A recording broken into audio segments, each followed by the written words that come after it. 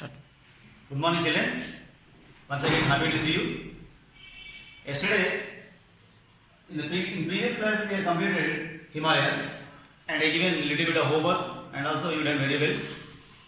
Today, I am going to tell you Indo-Gangetic Plain out of the major relief divisions, and successfully we have completed Himalayas. And today, I am going to explain you Indo-Gangetic Plain. This is the second relief division of India. And before going to that, today, 5th June. So this is today the importance of the day, World Environment Day. You know very well what is the importance of the environment, and according to, I suggest you to plant the trees and save the trees. And the present situation is the corona, and be safe, stay home and stay safe, and protect the trees. Okay, then come to the topic, Indo-Gangetic Plain. So then I will show you the location Indo-Gangetic Plain in the physical map. So Indo-Gangetic Plain is one division, and here it is a combination of fact actually how the Gangetic Plains was formed. The interaction of the three Himalayas is that here. The interaction of the three Himalayan ranges, Himalayan rivers. What are that? Indus, Ganga, Brahmaputra, and its tributaries resulted in the formation of the Great Northern Plain. Once again, the interaction of the three rivers, the interaction of the great Himalayan rivers. What are that? Indus, Ganga, Brahmaputra, and their tributaries resulted in the formation of Great Northern Plain. In the beginning, Indo-Gangetic Plain was a shallow basin, and it gradually filled with various alluvial soils, and that these rivers flow from the Himalayas. And the Indo-Gangetic Plain broadly consists into three divisions. The Indo-Gangetic Plain broadly consists into three divisions. I am telling you that I am going to explain the three divisions. What are the three divisions? Indo-Gangetic Plain broadly divided into three divisions. And number one, the western part. Number one is the western part, and number two is the central part, and number three is the eastern part. Once again, the Indo-Gangetic Plain broadly consists into three divisions: the western part, the central part, and the eastern part. Then again, I am going to explain about the western part. What is the western part of the Gangetic Plain? And it is the three important rivers already discussed just before: Indus, Ganga, Brahmaputra. And here, just you remember here, the western part is formed with the river Indus. The western part is formed with the river Indus, and the central part is formed with the river Ganga, and the eastern part is formed with the river Brahmaputra. Just you remember here. Simply, just you remember and just remind it. Indus River is the western part, and means Ganga River is the central part, and Brahmaputra is the western part. The western part is formed by the river Indus, central part is formed by the Ganga, and eastern part is formed by the Brahmaputra. Then I am going to explain briefly about the western part.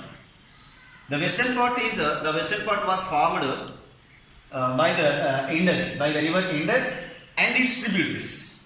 The western part of the plain is formed with Indus and its tributaries. What are the tributaries of Indus? Jhelum, Chenab, Beas, Ravi, Satluj. Okay, these rivers. So these are here the western part. It is the western part, and most of the western part of the Gangetic Plain, Indus Plain. Here the Indus Plain. Okay, the plain of Indus here. Zoom the plain of the Indus here. So listen here, major portion. Once again, the major portion the major portion of the Indus is in the Pakistan, and the leaving minor portion is in the part of Punjab, Haryana plains in India. And here one more information I will tell you here. Here in this region, Doab, I think so you don't know about Doab. What is mean by Doab? Here in this region we may find some natural process. What is that called as? Natural domination. For future, though future dominate in Indus plain, what is that is called Doab. What is mean by Doab? The land, the fertile land between the two rivers. The fertile land between the two rivers is called as Doab. So it is Doab future dominates in this region. Once again I am telling you, the major portion of the Indus plain is in the Pakistan, and a very minor portion, small portion is in the part of Indian plains. What is that? In Punjab and Haryana. Okay, then second one is, and the second part of the Indo-Gangetic plain is central part. In the central part, how the central part, where the central part is located in India, and it is the, already told you what is the central part is crossed by the river Ganga. And Ganga, here the Uttar Pradesh, Haryana, Jharkhand, West Bengal and Bihar. Uttar Pradesh, Bihar, Jharkhand and parts of Uttar Pradesh, Bihar and parts of Haryana and Jharkhand, West Bengal is the part of here. And what was it was extended from? The central part is also known as, I'm telling you, listen carefully. Central part is also known as Ganga plain. Central part is also known as Ganga plain, and here the part is extended from the river Gagar to Teesta. The central part is extended from the river Gagar to Teesta, and here some important river here. One more river. What is that river? The total area extended. Already explained you. Uttar Pradesh, Bihar, Jharkhand, West Bengal, and small part of Haryana. The plain is extended. Ganga plain is extended, and then Ganga. The rivers here, the Ganga, Yamuna and their tributaries Son, Kosi, etc. drain in this plain. Okay, then finally last point of the division. What is the Indo-Gangetic plain division? Eastern part. So already told you, eastern part is formed by the river Brahmaputra. Okay, here you can see here the river Brahmaputra. And you don't know actually the birthplace of river Brahmaputra. Here it is, you see here Tibet, and here there is a range. What is that range? Kailas range. It is here there is a lake, Manas Sarovar. Manas Sarovar lake is there, and here Manas Sarovar lake Manas Sarovar, Tibet in Garhwal hills. There is that is the birthplace of river Brahmaputra, and it flowed towards the east. And you know, see here this is the direction of the Brahmaputra. It entered into the Arunachal Pradesh. Okay, and finally Arunachal Pradesh too, it is entered into the Assam valley. So this is the direction, and this is the plain of Brahmaputra plain this is. And how the Brahmaputra plain was formed here? The eastern part of the area is mostly formed with the valley of the river Brahmaputra valley of Assam. It is the location, and here the Brahmaputra valley of Assam, and here the Brahmaputra is the river. The river Brahmaputra is the mainly cause for the formation of this plain. And if there is no Brahmaputra, there is no plain here. So the river Brahmaputra is a main cause for the formation of this plain. And next, some other information about Indian Indo-Gangetic plain. And here Himalayan rivers while flowing down, and what we discussed about Indus, Ganga, Brahmaputra, and some of the tributaries of the rivers. Something I already told you about the Jhelum, Chenab, Bias, Ravi, Satluj, and Dibang of the tributaries of Brahmaputra. And then next Ganga, Yamuna, Kosi, Gandak, some other tributaries of Ganga. And here some Himalayan rivers which flowing down, and Himalayan rivers while flowing down deposits gravel, pebble, sediments and this natural process is called Babur. What is meant by Babur? And Himalayan rivers to carry the alluvium and deposits some kind of sediments and gravel, pebbles, and the natural process called as Babur. Babur is always porous in nature. And one more information, what is that called? Terai. What is Terai? Terai zones. What is Terai? And it is a Terai. How the Terai is formed? Small streams and small rivers. Small streams and small rivers flow the underground of Babur. Small streams and rivers flow underground of Babur. And it was the streams and the rivers reappeared in smaller areas and formed a swampy and a marshy region is called as Terai. Once again I am telling you, small streams and rivers flow underground of Babur, and it was reappeared, and those was reappeared in a smaller areas and formed a swampy and marshy region is called Terai. Terai, what is the specification of Terai? Terai is a thick forest zone. Terai had thick vegetation and thick forest, and it extends thousands of acres. And but most of the Terai zone, right now, the forest is removed, and most of the Terai lands are converted into the agricultural operation at the time of India's partition. And the southern part of the Terai zone is mostly, the soils are most fertile lands are situated in India. Also. Okay. Indo-Gangetic Plain successful finished now. Then going to discuss about third relief division of India, that is the Peninsula Plain. So it is a very well information, and we know very well about Peninsula region. And what is Peninsula? Before going to that, what is Peninsula? The water surrounds on the three sides. The water surrounds three sides and one side land. Water surrounds on three sides. So the three side water is called as an island. Is it peninsula? Okay, then island, you know that ultimately water surrounds on all sides or four sides. The Peninsula Plateau. The Indian Plateau is also called as Peninsula Plateau, and it is mainly composed with. The Peninsula Plateau is mainly composed with hard, igneous, metamorphic rocks. Okay, old crystalline. The Peninsula Plateau is formed with old crystalline and hard, igneous and metamorphic rocks. Here, one more importance, large amount of deposits we may find here in the plateau. Large amount of metallic and non-metallic minerals are found in this plateau zone. And what is that called? Peninsula Plateau. And here, one more information. What is that? The Peninsula Plateau. I mean, this is the location. Once again, see here the physical map. It is the peninsula. You know that already. Water surrounds on three sides. 1, 2, 3. The eastern part is Bay of Bengal. Western part is Arabian Sea. Southern part Indian Ocean. So water surrounds on three sides and one side land. It is nothing but it is a peninsula. And I am going to explain the brief information in this particular area. And what is this here? And you remember here, central part, Vindhya Satpura ranges, and the bottom of the Vindhya Satpura here, Malwa. Central part is Malwa and Telangana Plateau. What is that called as? It is the Malwa Plateau, central part, and it means so.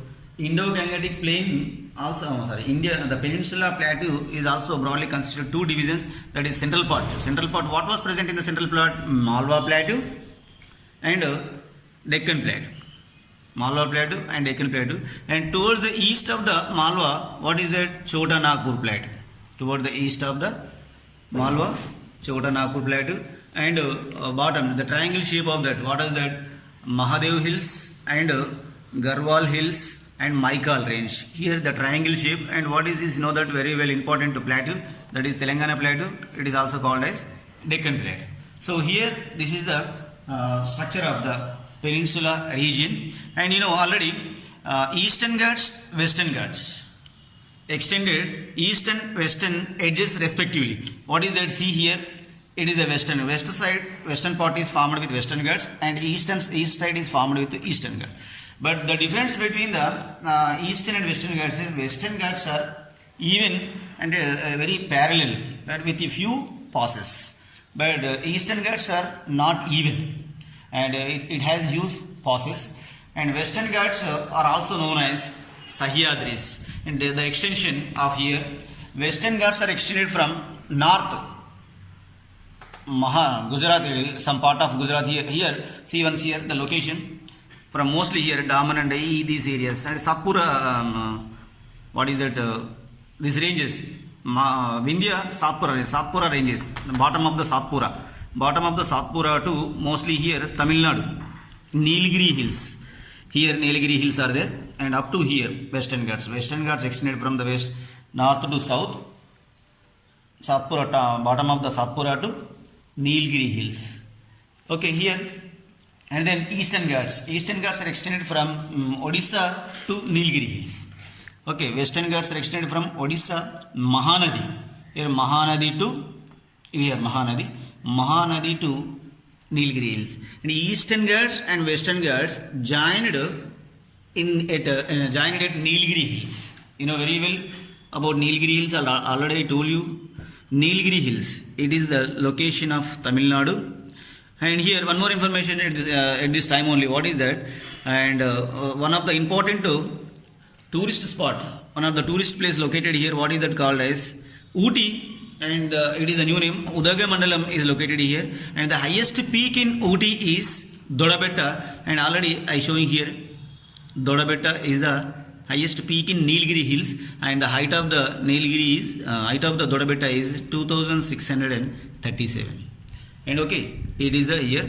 And some other information about the India, right? Here, see here, highest peak in Nilgiri Hills, Dodabetta, you know very well, here 2637. And then at the same time, highest peak in South India, what is that? Anaimudi, what is that called as Annamalai Hills, 2695 is the highest peak. It is. And the information about the, some other information about the Western Ghats, here in Kerala, Cardamom Hills and Palani Hills. Palani Hills and Cardamom Hills, two are located in Western Ghats. And then come to the Eastern Ghats.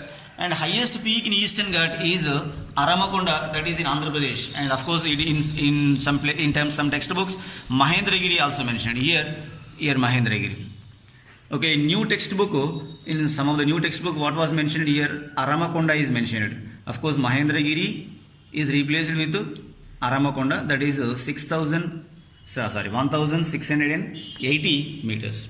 So it is the highest peak in Eastern Ghats. Okay, once again, highest peak in Nilgiri Hills, Dodabetta, highest peak in South India, Anaimudi, and highest peak in Eastern Ghats, Mahendragiri, and you also remember Aramakonda. Okay, it is. And Western Ghat is already told you even and with a few passes, and Western Ghat, and Eastern Ghats are uneven. Most of the peninsular rivers flow born in Western Ghats and flow towards the east. Okay, towards the east and drain into the Bay of Bengal. And one more information: Western Ghat is slightly tilted towards the east. Western Ghat is slightly tilted towards the east. In little bit, Western Ghats are higher than the Eastern Ghats. Western Ghats are higher than the Eastern Ghats, and here little bit high it is there. That's why most of the rivers, peninsular plateau, slightly tilting towards the east. That's why most of the important peninsular rivers are drained, flow from west to east, and finally drain into Bay of Bengal. And here is a little bit comparison of the northern plains and south peninsular plateau. Okay, right. Some comparison with central India, northern plains and peninsular plateau.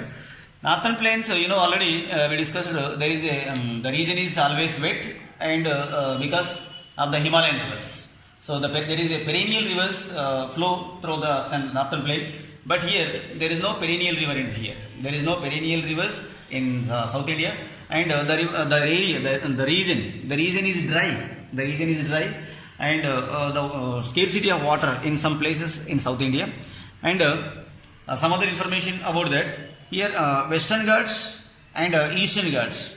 Two places joined and two places connected Nilgiri. It is an important place, and most of the important hill stations, Ooty, Kodaikanal, some other summer resorts also located around Nilgiri hills.